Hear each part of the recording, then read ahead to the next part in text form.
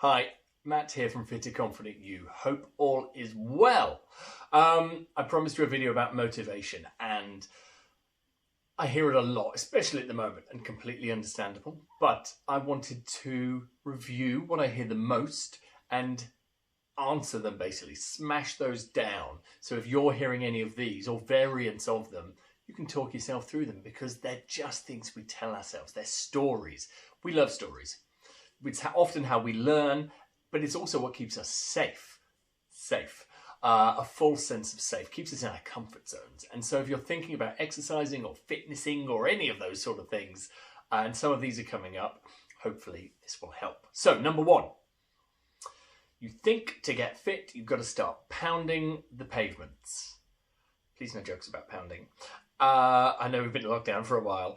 Cardio, yes, is part of the rich tapestry of fitness, but it's something you don't have to do. So for me, I say this a lot, but finding what works for you is going to mean you're going to stick at it in anything, not just fitness. But the more fitness stuff you find, you test and learn, you try it out. Maybe it is running, maybe it's ultra marathons, and more power to your Achilles if it is. But thinking you've got to start running to get in shape or burn fat or any of these things is not true.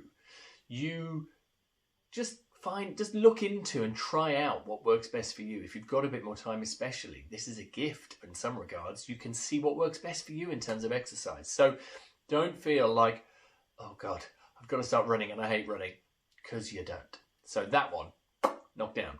Number two, this is a biggie. People saying, I'm too old.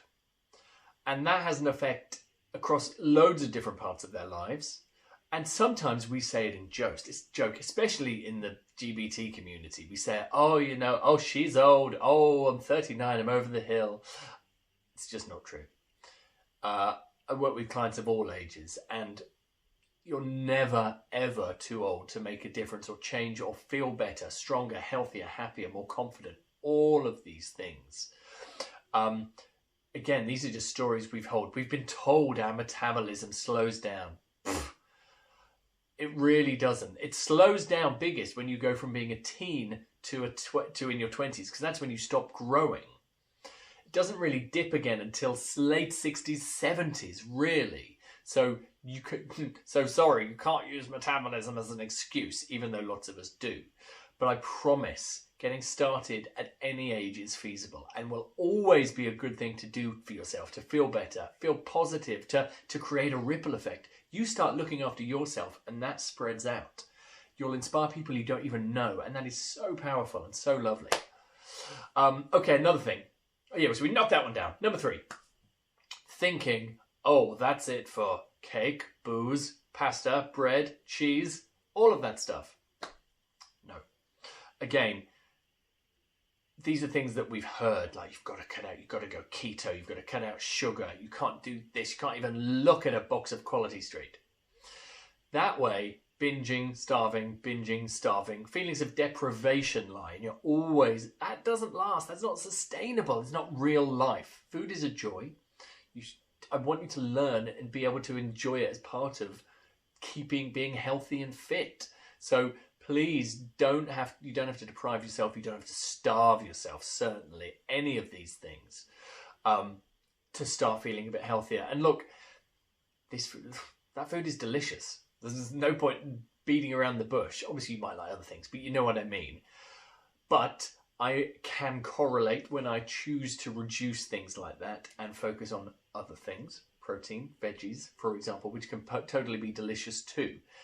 But I never say cut those things out of your life, because as soon as you say that to a human, it's human nature to go, oh, well, I'm going to dig my heels in and have 6 sacks of Oreos tonight, which, you're allowed, and that's part of life.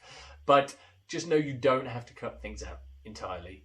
A sensible middle approach of watching what you eat, being aware of it, portion control maybe, drinking a bit more water, a lot more healthier and easier to stick to. And if it's easier to stick to, that's when you get results.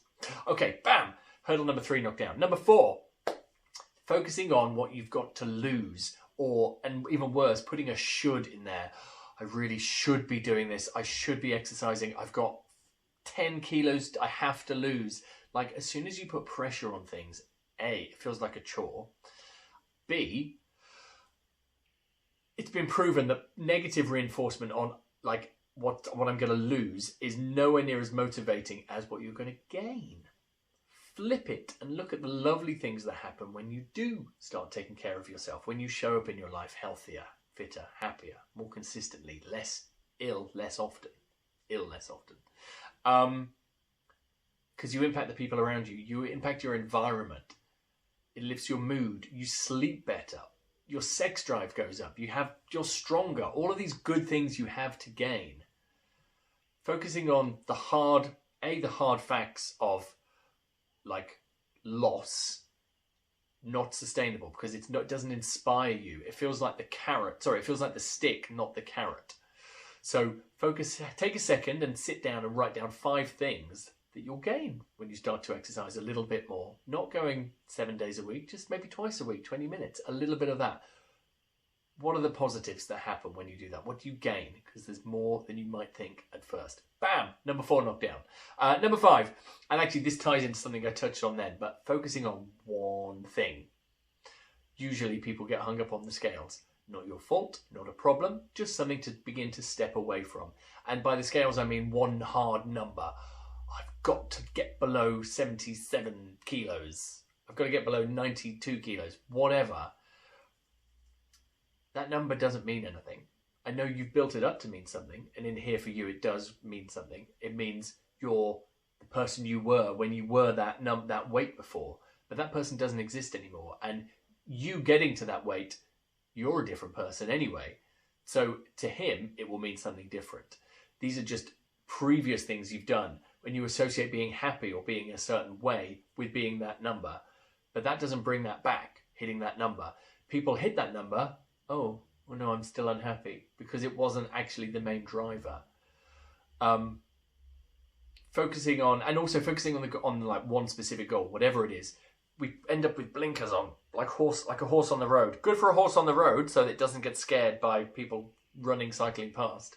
Bad for you because it means you miss out on all the other amazing things that happen that you have to gain. There you go, link to number 4. Bam, knock down number 5. Here's your bonus because there's a little surprise. These are stories we learn and tell ourselves to keep us safe.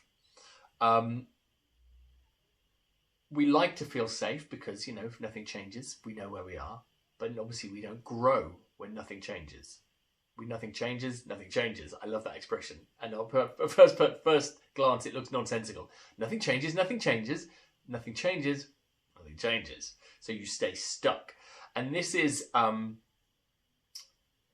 a reflection of us being scared to change. But this is the thing. Change is good. And being stuck and not being motivated to start can often be at the very deep-seated level of it. If I change, the people around me won't like me or they won't accept me anymore because I'll be different. But here's the really good/big thing. It's okay for the people around you to change. If they're not supporting you, you can, start to change who you see and hang out with virtually at the moment. And some people will come with you as you grow. And that's beautiful and amazing. And some people won't because you're making them uncomfortable that they're not doing anything. And that's fine. They're doing that on their terms as well. What's worse, what you don't want is the crabs in the bucket. The crabs holding other crabs back who are trying to change and grow and do something good for themselves. So yes, don't be afraid to hear, oh, you've changed. To that, you should say, good. Because who wants to be the same person that they were before? Not me. Don't be afraid of change. Don't be afraid of stepping up and doing something good for yourself. And that's what a bit of fitness in your life will do. Hope those helped. Anything I can help with, let me know. Thank you for watching.